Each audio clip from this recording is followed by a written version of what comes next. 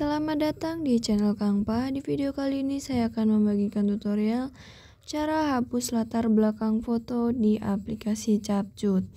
Sebelum lanjut, jangan lupa untuk klik tombol subscribe dan nyalakan lonceng notifikasinya agar tidak ketinggalan video terbaru dari saya. Langsung saja ke tutorialnya. Yang pertama-tama kalian bisa buka aplikasi Capcut.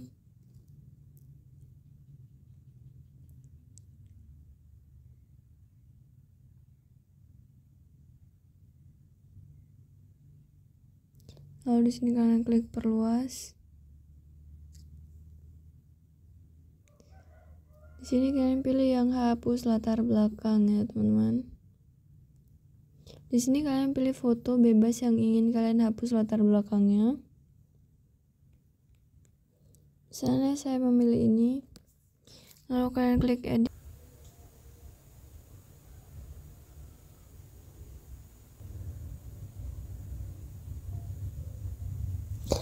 Nah, nanti hasilnya akan seperti ini ya teman-teman. Kalau kalian ingin menyimpan, kalian langsung klik ekspor. Nah, di sini sudah tersimpan ya teman-teman. Nanti hasilnya akan seperti ini.